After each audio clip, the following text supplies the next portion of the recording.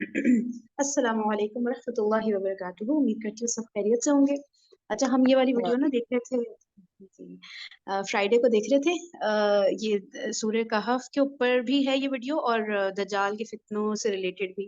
तो कुछ नए नए से पॉइंट्स हमारे सामने आ रहे थे, तो सब यही कह रहे थे कि उस वीडियो को कंटिन्यू ही रखें ना। तो मैंने कहा नेक्स्ट फ्राइडे तो फिर बहुत दूर हो जाएगा, तो आज ही इसको इंशाल्लाह ना फिनिश करते हैं और गौर करते हैं कि क्या क्या चीजें जो है जो अभी से हमें नजर आना शुरू हो गई हैं, और हम क्या क्या बेवकूफियां कर रहे होते हैं।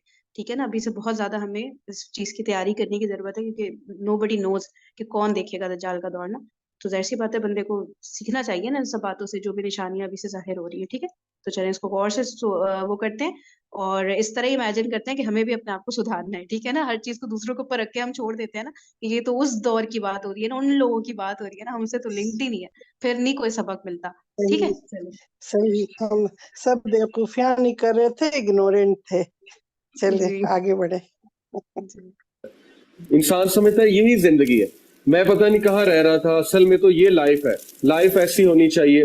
फिर इतनी डिस्ट्रैक्शंस होंगी उसकी एज में, इतनी डिस्ट्रैक्शंस कि आम आदमी के पास सोचने का भी टाइम नहीं होगा। और आज बिल्कुल ऐसे है। मेरे दोस्त ने अपने एक चाइनीज कोलीग से पूछा, वो चाइना में था, उसने कहा कि कभी तुमने नहीं सोचा कि सूरज किसने बनाया? सिर्फ इतना सा क्वेश्चन पूछा तो वो हंसने लग गया। उसने कहा कि आपके पास इतना टाइम है कि आप ये बातें सोचें कि सूरज किसने बनाया, चांद किसने बनाया? हमारे पास तो टाइम ही नहीं है। यही बात है, दज्जाली सिविलाइजेशन में इतनी डिस्ट्रैक्शंस होंगी, इंसान इतना खप जाएगा डिजायर्स के मामले में कि इंसान को आखिरत बिल्कुल भूल जाएगी, यानी उस पर पर्दा हायल हो जाएगा और उसको पता भी नहीं लगेगा कि वो भूल रहा है। असल बात यह है, जैसे कैमल को टैन कर दिया जाए, उस पर वो जो लुक डाल दी जाए, पता भी नहीं लगेगा ये कैमल है, एंड में जाके आपको कोई बताएगा तो आपको पता लगेगा। इसी तरह इंसान को महसूस भी नहीं होगा कि किस तरह से वो दज्जाल के चंगल में फंसता जा रहा है, और एंड में बहुत बड़ी तबाही हो जाएगी, बहुत बड़ा लॉस हो जाएगा, यानी कि इंसान दुनिया से भी जाएगा और आखिरत से भी जाएगा, और ये एविडेंट लॉस है। तो उसकी जो जन्नत है, इसकी बहुत से व्यूज हैं, लेकिन मैं ये समझता हूँ कि इस वक्त आप वेस्ट की तरफ देखें तो वाकई वो उसकी जन्नत महसूस होती है, क्योंकि वहाँ ग्लैमर भी है, वहाँ मटेरियलिज्म भी बहुत ज्यादा है, वहाँ पे योलो जो लाइफस्टाइल एक है, you only live once, YOLO, और ये हमें बहुत पसंद है। हमारी एडवर्टीजमेंट्स भी यही लाइफस्टाइल दिखाती हैं। कोका कोला कहती है खा ले पी ले जी ले, और स्प्राइट कहता है मन की मान, और ड्यू कहता है कि ड्यू ना किया तो फिर क्या जिया। यानी हर चीज में वो एडवेंचर डाल रहे हैं, हर चीज में वो दुनियादारी डाल रहे हैं, हर चीज में वो डिजायर्स को डाल रहे हैं।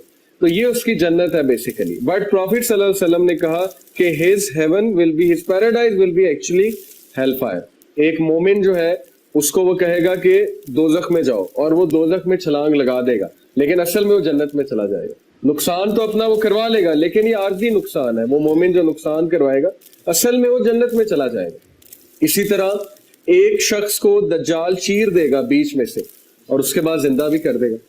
आपको पता है कि इस वक्त लेटली मैंने एक आर्टिकल पढ़ा कि उन्होंने 200 साल पुराने एक शख्स का डीएनए लिया उसके ऑफस्प्रिंग से, और using that DNA they recreated his brain, his consciousness, उसकी कॉन्शियसनेस वो वापस ले आए कंप्यूटर प्रोग्राम पे, और उस बंदे से वो बात भी कर रहे हैं, वो बंदा जवाब भी दे रहा है एज ए कंप्यूटर प्रोग्राम, क्योंकि उसकी वही कॉन्शियसनेस है, क्योंकि डीएनए वही है जो उसके ऑफस्प्रिंग में था, वही उसका डीएनए था। तो साइंस तो पता नहीं कहाँ जा रही है, और ये हमारे लिए एक बहुत बड़ा इम्तिहान है। दज्जालियत है ये, क्योंकि नबी सल्लल्लाहु अलैहि वसल्लम ने देखे क्या कहा, उन्होंने कहा कि दज्जाल सबसे पहले आके कहेगा वो ईसा है, मसीहा है, उसके बाद वो क्लेम करेगा आई एम गॉड। अब गॉड के क्या एट्रीब्यूट्स हैं? अल्लाह जिंदगी देता है, मौत देता है, दज्जाल के पास ये एट्रीब्यूट होगा, वो जिंदगी भी दे देगा, वो मौत भी दे देगा। ये क्लियरली मेंशन्ड है हदीस में। आज साइंस जितना तरक्की करती जा रही है, हम दज्जालियत की तरफ कदम बढ़ा रहे हैं, और हमारा टेस्ट होगा, स्वीयर टेस्ट होगा, क्योंकि science is playing God. Science वो चीजें कर रही हैं जो अल्लाह सुब्हानहू व तआला के काम है। मिसाल के तौर पे आर्टिफिशियल वेदर जो है क्रिएट करना अल्लाह का काम है, लेकिन साइंस आज इससे खेल रही है। टॉर्नेडोज क्रिएट करना, हरिकेन, सुनामी लाना, जलजले लाना, ये सब कुछ अब हो रहा है, और ये बड़ा सीक्रेटली हो रहा है, सीक्रेट फैसिलिटीज में। इस तरह डिजीजेस फैलाना वो तो अल्लाह का काम था, लेकिन नई नई डिजीजेस आ रही हैं और वो क्रिएट की जाती हैं लैब्स में, नए नए वेपन्स बन रहे हैं। तो साइंस जो है पता नहीं इस वक्त कहाँ जा रही है, और एक आम इंसान का ईमान डगमगा रहा है, क्योंकि एक आम इंसान जो है उसने दीन इतना नहीं पढ़ा। تو جب وہ یونیورسٹیز میں جائے گا, کہیں پڑھنے جائے گا, تو ڈیفینیٹلی وہ ایکسپوز ہوگا سائنس سے. جب وہ سائنس سے ایکسپوز ہوگا, اس کے مائنڈ میں ڈفرینٹ اشکالات آئیں گے, ڈاؤٹس آئیں گے, تو پھر وہ اسلام سے جائے گا. اور یہی ہو رہا ہے. ہماری یوتھ جب فورن یونیورسٹیز میں پڑھنے جاتی ہے, وہاں پہ وہ دیکھتے ہیں کہ وہ اصل میں تو سائنس یہ بھی کر رہی ہے, یہ بھی کر رہی ہے, تو ویئر از گاڈ, اللہ تعالیٰ کیا کر رہے ہیں؟ تو پھر ان کے مائنڈ میں بہت سے اشکالات آتے ہیں. تو یہ دجال کا بہت بڑا ایک ہتھیار ہے. سائنس میں سمجھتا ہوں جتنا ترقی کرتی جا رہی ہے, دجالیت کی طرف ہمارا قدم جو ہے وہ بڑھتا جا رہا ہے. لیکن اس کا یہ مطلب نہیں کہ سائنس بالکل نیگیٹو ہے اور سائنس پڑھنی نہیں چاہیے. بٹ دا پوائنٹ از کہ یہ ہمارا ٹیسٹ ہو رہا ہے, اور بہت کڑک امتحان ہے ہمارے ایمان کا, کہ ہم ایمان والے رہتے ہیں. ہم یہ کہتے ہیں کہ ہر چیز اللہ کے ہاتھ میں ہے, یا ہم یہ کہتے ہیں کہ سائنس جو کہے گی وہ ہم مانیں گے. اور میجورٹی لوگ کی آج یہ تھنکنگ ہے کہ جو سائنس کہے گی وہ میں مانوں گا, ادروائز میں نہیں مانوں گا. تو سائنس تو بھائی نہ گاڈ ہے, سائنس نہ وہی ہے, سائنٹسٹ نہ کوئی پروفٹ ہے, نہ میسنجر ہے. سائنٹسٹ تو ایک انسان ہے, اس نے کچھ ریسرچ کی ہے, ہائپوتھیسس کی بیسس پہ ایکسپیریمنٹ کیا ہے, اس کے کچھ پیرامیٹرز ہیں, اس کی کچھ ڈیپینڈنسی ہے کچھ فیکٹرز پہ. تو یہ عام لوگ کو سمجھ نہیں آتی. تو اسی طرح ایک حدیث میں آتا ہے کہ دجال جہاں جائے گا وہ خزاں لے آئے گا, جہاں جائے گا وہ پودے اگا دے گا, نباتات اگا دے گا, بہار لے آئے گا. یعنی اس کے ہاتھ میں ریسورسز ہوں گی, وہ غلہ کنٹرول کرے گا, مال کنٹرول کرے گا. آج اگر ہم دیکھیں تو جیوش لابی جو ہے, زائنسٹ جو ہے, وہ آلریڈی فوڈ ریسورسز پہ تو قبضہ کر چکے. جتنے بھی ہمارے ٹن پیک فوڈز ہیں وہ سارے ان کے انڈر ہیں, اور جتنے بھی ان آرگینک فوڈز ہیں وہ بھی ان کے انڈر ہیں. اسی طرح جتنی بھی ملک انڈسٹری ہے آپ دیکھ لیں, آئل انڈسٹری ہے, فوڈ کراپس جو ہے, وہ سارے آہستہ آہستہ وہ اپنے انڈر لیتے جا رہے ہیں. یعنی وہ اپنے اوپر ڈپینڈنٹ کر رہے ہیں باقی دنیا کو, ریسورسز پہ قبضہ کر کر کے.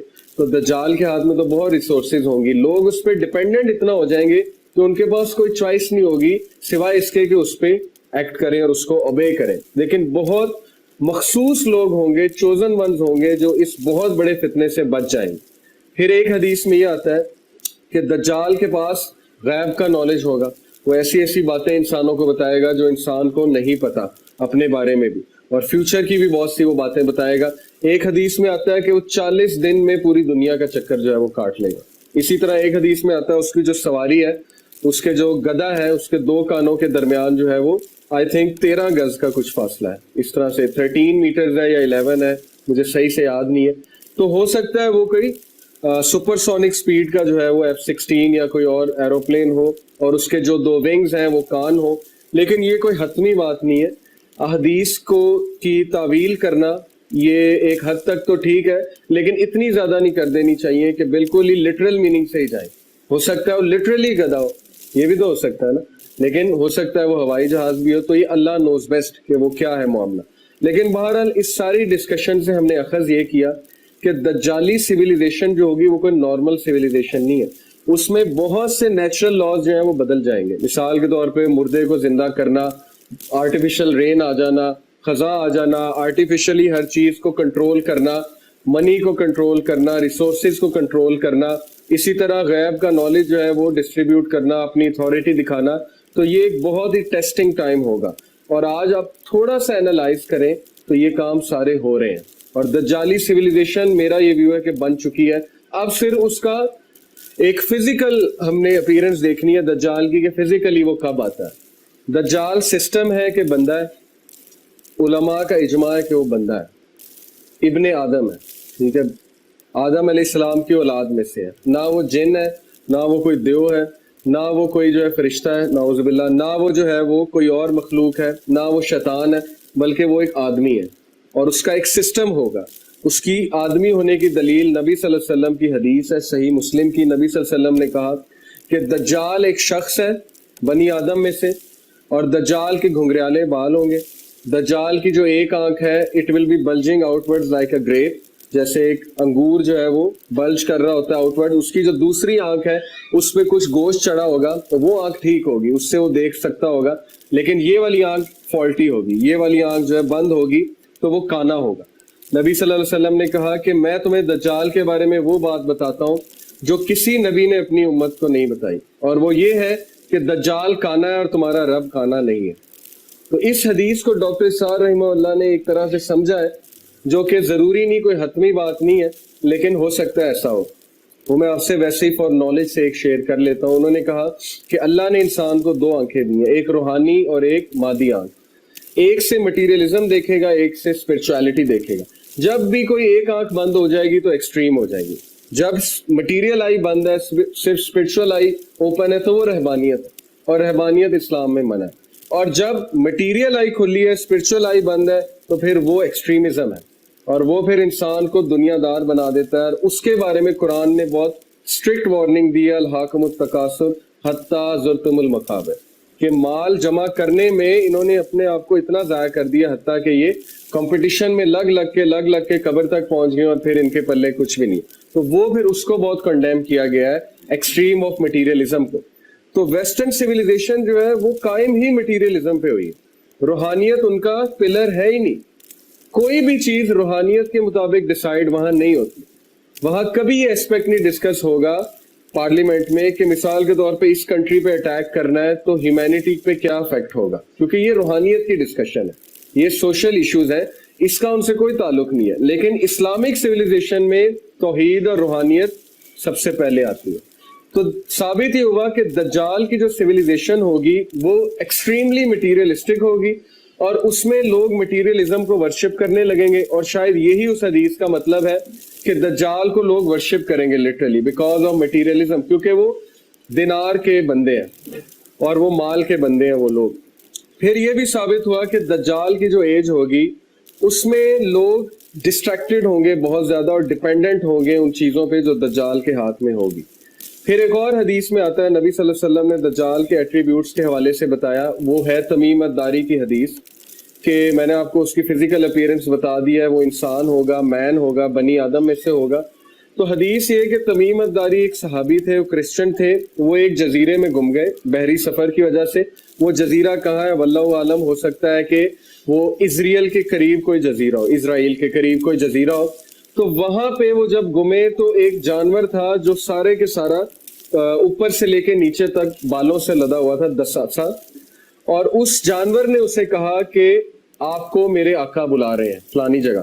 وہ جب وہاں پہ گئے تو وہاں پہ انہوں نے ایک دیو قامت شخص دیکھا جو زنجیروں میں جو ہے بندھا ہوا تھا, اور اس شخص نے ان سے 3 سوال پوچھے.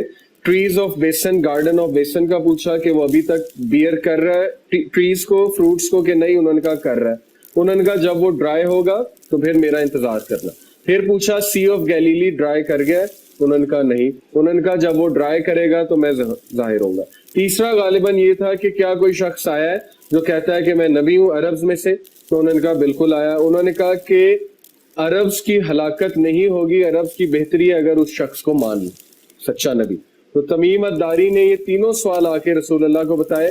تو رسول اللہ صلی اللہ علیہ وسلم نے کنفرمیشن کی کہ انہوں نے دجال سے ملاقات کی تھی, اور پھر انہوں نے کہا کہ ہے وہ جھوٹا لیکن ہی اسپوک دا ٹروتھ, ادھر کہ اگر تم لوگ میری فالوئنگ کرو گے تو بہتری ہوگی. تو یہ بھی حدیث سے واضح ہوتا ہے کہ وہ شخص تھا, شخص ہے, اور وہ ایک جگہ قید ہے, اور یہ اللہ کی حکمت ہے کہ اللہ نے اسے وہاں نظروں سے اوجھل رکھا ہوا ہے, اور وہ ایک دم ظاہر ہوگا. اور جب وہ ظاہر ہوگا تو پھر اس کا فتنہ برپا ہوگا دنیا پہ, اور میجورٹی لوگ 90% لوگ تقریباً اس کو فالو کریں گے.